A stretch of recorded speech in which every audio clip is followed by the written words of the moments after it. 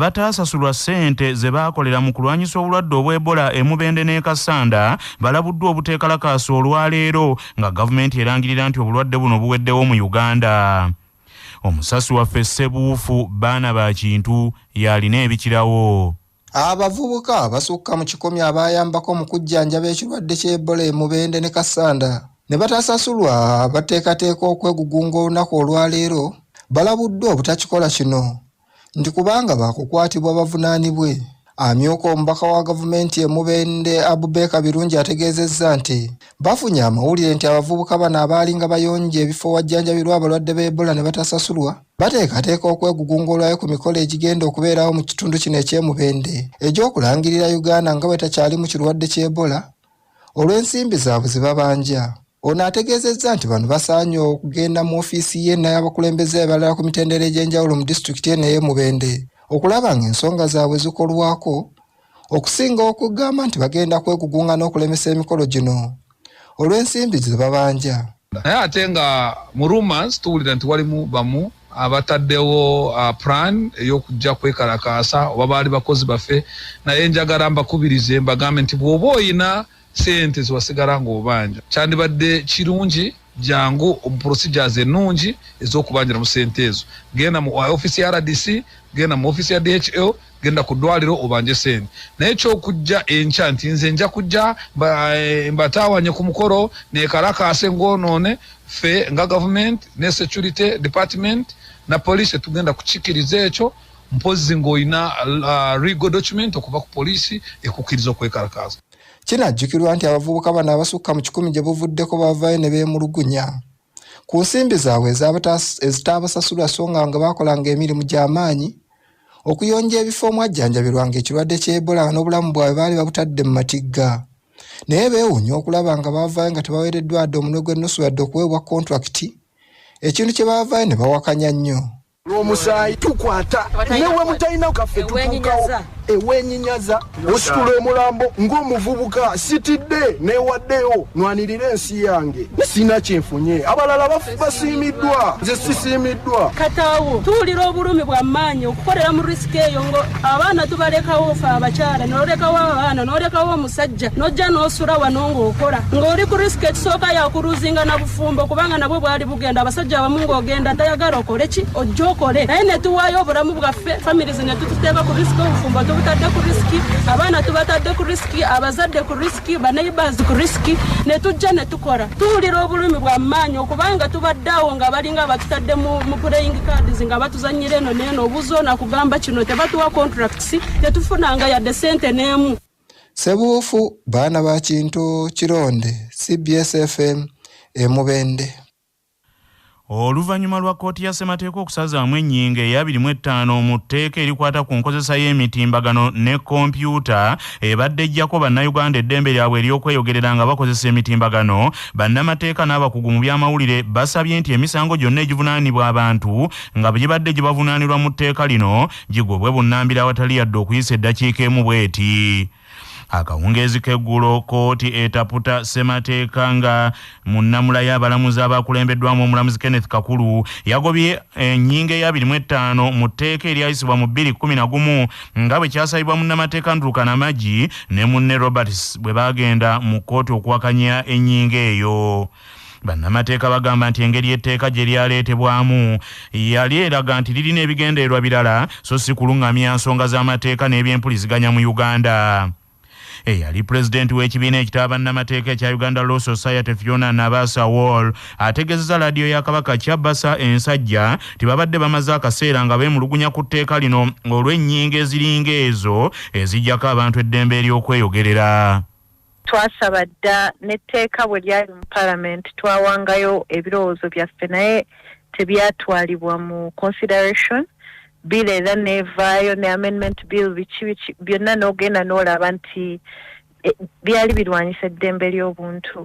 So tusanyusa nnyo nga bapleader ate kino kitegeeza nti abantu be baasiba mu gundi ezo emisango gyabwe gigenda kubeera reviewed, especially waliwo emisango egitanatandika na kutandika gibadde ku remand nga tebanaba kutandika hearings. Kati nze ndowooza nti this is a very good thing. Tusaba nti omusango guno tegweyongera mu maaso oba appeal oba ki, tuleke Parliament yamendinga etteeka lino nga kooti bwe yalagidde okulaba nti sections zino ezitagoberera ssemateeka zivaawo. Omusomesa w'ebyamawulire mu ssettendekero Makerere Dr. Gerard Walulya agambye nti ekyakoleddwa kooti kyataasizza abantu bangi okuggweera mu makomera mu ngeri eringa ey'okubaggyako eddembe lyabwe mu bugenderevu. Kati etteeka lino okusalawo kwa kooti bwe yasazeewo, nsuubira nti abantu bangi bakusanyukidde kubanga ekisookera ddala lyayisibwa wakati w'okusika omuguwa kubanga akawaayiro kano naddala kooti ke yasazizzaamu tubadde tukalabanga akalinyirira eddembe ly'abantu okukozesa emikutu gya intaneti, kubanga tukirabye nti emirundi mingi abantu ab'amaanyi bakakozesezza okugezaako okuyigganya abantu oba oliawo ababa balina kye baboogeddeko. N'olwekyo ensalawo ya kooti eno etegeeza nti abantu basigazza eddembe lyabwe ery'obwebange okubanga basobola okukozesa emikutu gino nga tebalina bweraliikirivu nti bagenda kusibibwa oba kukwatibwa, kubanga akawaayiro kaali ka bulabe nnyo eri omuntu yenna akozesa emikutu gya intaneti. Akulira ekitongole ekirwanirizi ky'eddembe ly'obuntu ekya Foundation for Human Rights Initiative, Dr. Livingstone Sewanyana asabye abaleeta amateeka beekenneenyenga ennyingo n'obuwaayiro obibeera mu mateeka ago so si kufa kuleeta nga tebabyetegerezza bulungi. Etteeka eryo twalivumirira nnyo nga lyakatandika nga baakalireeta kubanga limalawo eddembe ly'abantu okusobola okweyogerera ate naddala okunokolayo ebyo ebibaluma naddala mu mbeera zaabwe za bulijjo, naddala n'abakulembeze abatakola mirimu gyabwe na buvunaanyizibwa oluusi n'obulyake obususse. Kale tukyaniriza tusuubira nti bannayuganda bajja kwongera okubeera n'eddembe okusobola okwetaaya nga boogera ebyo ebibaluma era n'okuwanyisiganya ebirowoozo ku ebyo bitagenda bulungi. Kyokka ye omubaka wa Parliament owa Kampala Central Muhammad Nsereko eyaleeta ennongoosereza mu tteeka lino si musanyufu n'ennamula ya kkooti agamba nti okuggyamu ennyingo eno mu ndaba y'ekyongedde okuwa abakozesa obubi emitimbagano okwetaaya. Ekyo kiraga nti amasiga ga Uganda geetongodde n'essiga eddamu gyakoze okusalawo kwalyo kwe tutayinza kuwakanya kubanga ly'essiga eddamuzi mu kiseera kino. Kyensobola okwogerako nti tekinologi yadduka okusinga amateeka era nze kyenjagala okubawa assurance nti mutunuulire ekinaddirira kubanga ekisinga buli wabulawo omutawuluzi ku nsonga z'okweweebuula ekiddirira abantu baga akatubyemalire kiwemu time kubanga naye ng'ensi gyetambulira mwenna mujja kiraba one day or someone will say oh my God. Kyokka kinajjukirwa nti etteeka lino eriruŋŋamya enkozesa ya kompyuta n'emitimbagano bwe lyali lireetebwa n'okuyisibwa abakugu mu kutaputa amateeka wamu ne bannayuganda ab'ebibu eby'enjawulo baalivumirira nnyo nga bagamba nti ekigendeerwa ekikusike kyali kyakusiisa bannayuganda babeere abaziŋŋamu mu nsonga z'okweyogerera n'okwogera ebyo ebibaluma. Manya obuvuna obuddo obw'eddembe lyo tonyigirizibwa ddembe lyo ery'obwebange ddembe lyakutuusibwako Sahara Muchuzi Mixi akanzaali akazitoya envaazo ne zifuna obuwoomi obusukkulumu saako Sahara Tangawizi Tea amajani agawa caayi w'eddekende naye n'afuna obuwoomi obutagambika byakakasibwa UNBS nga biri mu maduuka gonna. Omuntu yenna eyazza omusango ng'abadde tannasalirwa kyokka kkooti ya ssemateeka n'esazaamu ennyingo mu tteeka mwe baamuvunaanira alina eddembe okuteebwa nga munnamateeka agiwusa amasebuufu bw'annyonnyola.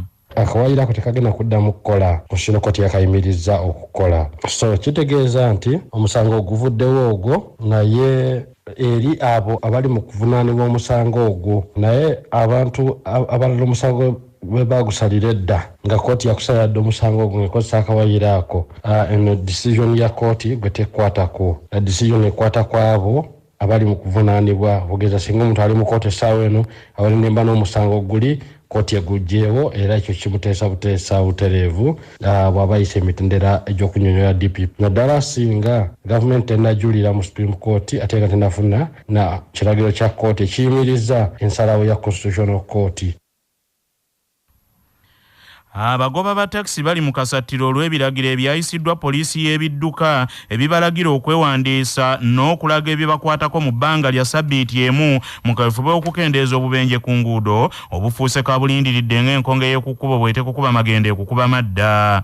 Olunaku lw'eggulo Director wa poliisi y'ebidduka mu Uganda Lawrence Nuwabine yalagidde taxi zonna ze bavugira ku nguudo mwasanjala naddala olw'e Masaka bannyinizo babawandiikire n'emmotoka ze bavuga ziwandiike kikendeeze ku bumenyi bw'amateeka ku nguudo. Educate these drivers about the dangers of consuming drugs. I have instructed the registration of all drivers that drive taxis in Greater Masaka, Mpigi areas up to Kampala. All those drivers on Masaka Highway that go to Chotera, Sembabule, and the other areas that we mentioned earlier should be registered. This exercise should take 1 week. Wabula akulira abagoba ba taxi mu Uganda Rashid Sekindi agambye nti ebiragiro ebyayisiddwa poliisi birungi naye obudde obwabaweereddwa okuwandiisa taxi zaabwe butono obwenkaniddaawo.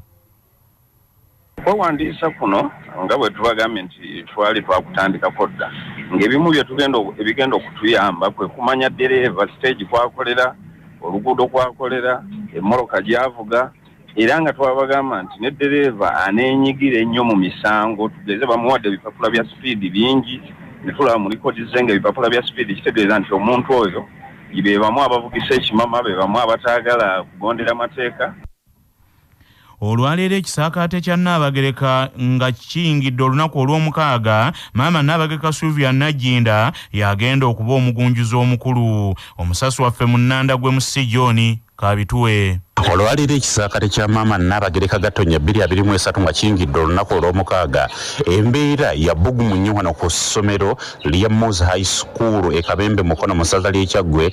Ekisaakate ky'omwaka guno gye kibumbujjidde era enteekateeka z'amaanyi nnyo ng'olwaleero maama Nnaabagereka wa Buganda yatandikawo ekisaakate kino yagenda okubeera omugunjuzi omukulu lwe obudde bwonna atuuka wano okugunjula abaana ng'ayita mu by'omu kibiina n'ebyobwoleke nga bakwatirako ddala. Ssaabagunjuzi Lukwago Rashid mu kwogerako ne Kyabassa annyonnyodde nti ennaku ezisoose zitambulidde ddala bulungi. Tuli basanyufu nnyo nti maama waffe olwaleero naye musomesa mukulu nnyo nga bw'atulambika ate ng'agenda kukebera olyawo abaana be olugendo lwe batambuddeko. Ennaku zino zisobye mu 5 ate saakaate ate naye asomeseza ddala najja n'alambula abaana be n'amanya nti wano we batuuse. Abasaakaate ab'enjawulo aboogeddeko ne CBS FM leediyo y'obujjajja nabo bagambye ennaku zino entono ze bakabeera mu kisaakaate bazifunyemu bingi nnyo. Erinnya lyange nze Ndagire Hana. Ekisaakaate kibadde kirungi ntandise kimanyiira n'ekira ni musanyufu ati maama Nnaabagereka agenda kujja atuyigiriza ebisenga bye twabadde bye tutamanyi era ndi musanyufu ati abazadde bange bandeese wano.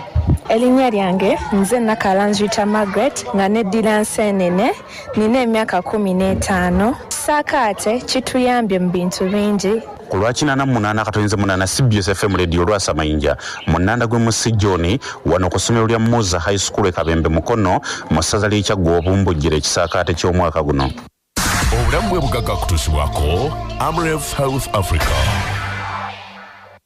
Dokita Mmere Nabukenya Mudiope annyonnyola nti omuntu bw'afuna akafuba alina okugenda mu ddwaliro amangu. Omuntu bw'afuna akafuba ka TB mu mawuggwe asobola okufuna obukosefu. Mawuggwe ekyo kyaki kiba kirungi omuntu n'ayanguwa okufuna eddagala obukosefu obwo ne butobeera nga tesikola ki tebusibwa amaanyi era abasinga basobola okusigala nga babakololakololamu oba ekifuba kibalumaaluma. Ffenna tusobola okufuna TB akafuba naye abantu abalina akawuka ka mukenenya abaana abato batenakuweza myaka 5 abantu abalina zino endwadde nga sukaali. Namulumba Christine Kango wa kilabu ya Prisons eyali gy'ababinywera ey'okubaka alondeddwa ng'omuzannyi asinze okubaka omwezi ogwedde ogwa Desemba. Ono okutuuka ku buwanguzi amezze banne okubadde Friday Kadondi owa kilabu eyaweeyonje ne Babula Namukayo wa kilabu eya Poliisi. Namulumba Christine yatebera kilabu ya Prison obugoba 117 omwezi oguwedde era liigi yagenze okuwumulamu oluvannyuma lw'omwetooloolo ogusooka nga kilabu ya Prisons eri mu kifo kya kusatu nga KCCA ekulembedde liigi eno egisingako obubonero buna bwokka. Mu mupiira ogw'ebigere Patrick Kaddo wa kilabu ya Kitale yafa Big League yawangudde. Mu muzannyo gwa cricket Frank Nsubuga yawangudde. Fadila Shamika yawangudde mu badminton. Chris Lubanga n'awangula mu rugby. Priska Chesanga awangudde mu misinde ate Matovu Saha n'awangula mu bikonde. Bannabyamizannyo abatabibwa ekibiina ekya Star Sports Agency be balonze abawanguzi bano era bonna baweereddwa engule n'ensimbi enkalu okubasiima. Mu katundu kuno kwe kwaffe n'ennono ezaffe ezawano. Matumpagwa bwe yagoba abalabe ebbowa n'alagira abantu b'ebulemeezi bazimbire Kabaka Mawanda olubiri ebuzinde era yaleka olubiri baluzimba n'awerekereza abalabe amafumu mu bufo bonna mwe baali beekukumye. Kabaka Mawanda yali akyali ku bukalasa n'alaba ababaka abaatumwa okumutegeeza nti omusajja we Matumpagwa yawondera abalabe okubagobera ddala mu bulemeezi nti era yaleka atandisizza n'okuzimbira Kabaka olubiri ku buzinde. Nga tugenda mugebweru soko jjukire bino nga bikutuusibwako era mu Uganda Limited abakugu mu kutukolera eddagala lyonna lye tweyambisa mu bulunzi bwaffe ate balina n'abakugu abeebuuzibwako ne batuwa amagezi ge tweyambisa mu bulunzi ku bwereere wonna woogeetaagidde saako n'ebyuma ebyeyambisibwa mu bulunzi bwaffe bwonna. Olwaleero ennaku z'omwezi ziri 11 omwezi ogw'olubereberye ogwa Gatonnya omwaka ogw'2023 bwe lwali bwe luti mu 1971 gy'emyaka 52 egiyise omufuzi wa Uganda ow'ebiro ebyo Dr. Apollo Milton Obore Opeto yasitula n'ayolekera Singapore okwetaba mu lusirika lw'ensi ez'ekinywi ne Bungereza Commonwealth. Ensonda zigamba nti Obote okusitula okugenda mu lusirika olwo eka yalekayo ebiragiro nti ab'ebyokwerinda nti bagomba obwala mu muduumizi w'amagye Idi Amin Dada bwe baali bafunye obutakkaanya obw'ekimpooze ng'atandise n'okumussa amadaala. Biwulirwa nti Alhaji Salongo Meja Jeno Abu Jalal Idi Amin Dada nyabiro oume bino nti olwabimanya n'ayiiya nga bukyalinga Obote amawulire gamusanga Singapore nga gamutegeeza nti Uganda tatawaana kudda kubanga abaana baali batandise okwekyanga nga n'ekyaddamu okuwulirwa nti Amin amagye agagyemesezza era gavumenti gagivuunise. Amawulire okuva ebweru w'eggwanga gakutuusibwako ebbaati lya Orient Tiles eryakasabukululwa aba Uganda Bati liri mu kika ky'ettegula erinyumisa ekizimbe ate nga pangaazi mu langi ez'enjawulo. Orient Tile likoleddwa mu tekinologiya omupya ng'era bali wamu ne Imara Hotel ekyengera mugongo ng'okyamidde ku lw'e Masaka we mufunira empeereza ez'omulembe zonna ez'ebya woteeri n'akamwenyumwenyu. Essimu 0750 598 0 Omukulembeze wa Peru President Dina Boluarte wowulirira bino ng'emberenge mugagidde atandise okunoonyerezebwako ku busambattuko obwafiiriddemu abantu abawera mu ngeri y'omunaku yamala ebibambo obwana bw'emmese bwe bukuza obw'embwa. Obusambattuko bwabalukawo e Peru mu Desemba w'omwaka oguyise President eyaliko Pedro Castro bwe yagezaako okusattulula Paalamenti agiremesa okumusindiikiriza gye byaggweera nga ye yasindiikiriziddwa olwo Dina Boluarte eyali amumyuka ku bwa Presidenti n'alyoka alayizibwa nga Pulezidenti wa Peru omujja. Olunaku lw'eggulu embeera yatabangusa abawagizi ba Pulezidenti omunaanule Pedro Castro bwe beegugunze mu kibuga Juliaca amagye ne gabakubamu amasasi ne gattako 17 nga gavumenti erumiriza nti bano baabadde baagala kuwamba kisaawe ky'ennyonyi ekikulu kwe kubaŋŋanga nga bukyali anti nali nkirabye eva ku mumwa gwa nsawo. Kaakano Ssaabawolereza wa gavumenti e Peru asazeewo banoonyereze ku Pulezidenti Dina ne Ssaabaminisita saako abanene abalala omuli ne bannamagye ku byabaddewo olunaku lw'eggulo nga bwe kinaakakasibwa nti be baabibadde mu mitambo tewali kulonzalonza kwonna yadde okubuusabuusa baakugulwako emisango mu kkooti. Agavuda mu kunoonyereza wano ku Abasawo gakutusibwako Amasharu Uganda Limited abakwetera eddagala Glyphoma erita olumbugu Demish obuuka bw'emmwanyi Metako ku kiwotoka essimu 0777 nga balina Esara Afro Chicks abaluza obukoko obw'olulyo n'okubugema era bakola n'emmere y'enkoko n'okukuwa amagezi mu by'obulunzi. Esara Afro Chicks. Mu mawulire ag'ebya ssayansi abakugu bakizudde nti yadde nga abantu abalina olulimi olupeerereza bongera ku ttunzi ery'ebyamaguzi ku mulimu olw'okumatiza obulungi bakasitoma nti naye ate abantu aboogera ennyo ekisusse baleetera bakasitoma okwesalikako.